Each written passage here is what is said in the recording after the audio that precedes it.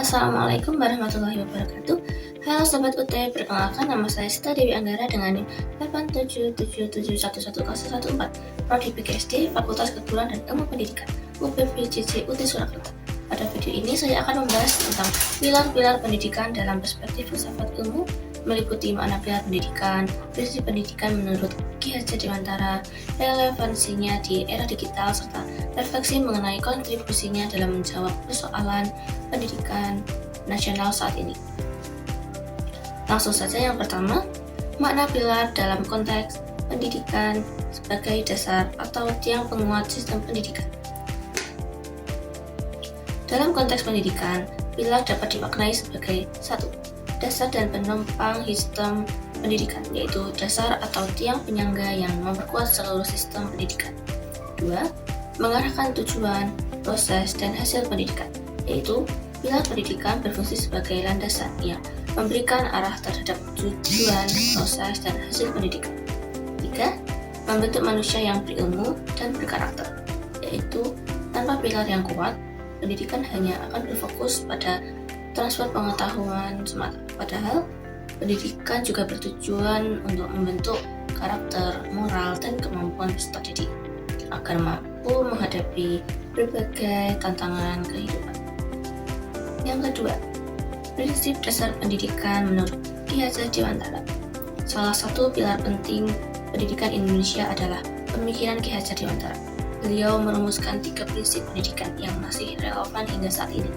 Pertama, Ingarso Sungtulodo, yang berarti di depan memberi teladan. Prinsip ini menekankan bahwa guru atau pendidik harus menjadi contoh yang baik dalam tindakan, sikap, dan budi pekerti. Contohnya penerapannya, seorang guru disiplin datang tepat waktu, berpakaian rapi, dan berbicara sopan, agar siswa meneladani perilaku tersebut. 2. Ing Madya Mangun Karso, yang berarti di tengah membangun semangat dan motivasi. Contohnya, dalam kerja kelompok, guru hadir di antara siswa untuk berdiskusi, memecahkan masalah bersama, dan menjadi rekan berpikir yang memotivasi siswa untuk kreatif. Ketiga, Tutwuri Handayani, yang berarti di belakang memberi dorongan dan dukungan kepada peserta didik agar berkembang secara mandiri. Contohnya, ketika siswa sudah mulai mandiri membuat karya atau memecahkan masalah, guru membiarkan mereka berkreasi sambil memberikan dukungan moral agar anak semakin percaya diri. Soal yang ketiga, analisis relevansi dan tantangan penerapan prinsip tersebut dalam era digital. Di era digital, prinsip Ki Hajar Dewantara tetap memiliki relevansi yang tinggi seperti 1. Dalam pembelajaran daring dan teknologi pendidikan. 2. Penguatan karakter peserta didik. Guru tidak lagi menjadi satu-satunya sumber informasi karena peserta didik dapat memperoleh pengetahuan dari internet. 3. Guru berperan sebagai fasilitator yang membimbing siswa dalam memilih dan menggunakan informasi secara bijak. 4. Literasi digital. Selain itu, literasi digital menjadi sangat penting agar siswa mampu menyaring informasi, menghindari hoaks, dan menggunakan teknologi secara bertanggung jawab. Meskipun teknologi memberikan banyak manfaat, terdapat berbagai tantangan yang perlu dihadapi, yaitu 1. Hoaks dan informasi tidak valid. Peserta didik dapat terpapar informasi yang hoaks atau tidak valid. 2. Menurunnya interaksi sosial, yaitu mengalami kecanduan gaya atau berkurangnya interaksi sosial secara langsung. 3. Penguatan karakter belum optimal. Karena itu, pendidikan harus tetap menyeimbangkan penguasaan teknologi dengan pembentukan karakter, etika, serta tanggung jawab dalam menggunakan media digital. Yang terakhir, refleksi singkat tentang bagaimana pilar tersebut dapat menjawab persoalan pendidikan nasional saat ini. Menurut saya, pilar pendidikan yang dikemukakan Ki Hajar Dewantara masih sangat relevan untuk menjawab berbagai persoalan pendidikan nasional saat ini, seperti melalui 1.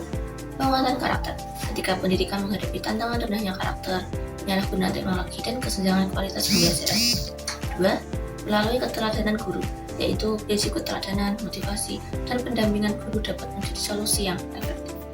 3. Pembelajaran yang bermakna. Pendidikan tidak hanya perlu menghasilkan peserta didik yang cerdas secara akademik, tapi juga memiliki karakter yang baik, berpikir kritis, dan mampu beradaptasi dengan perkembangan zaman. Kesimpulannya, sebagai kesimpulan, pilar pendidikan merupakan fondasi penting dalam membangun sistem pendidikan yang berkualitas. Prinsip pendidikan Ki Hajar Dewantara memberikan arah bahwa pendidikan harus menyeimbangkan pengetahuan, karakter, dan kemanusiaan.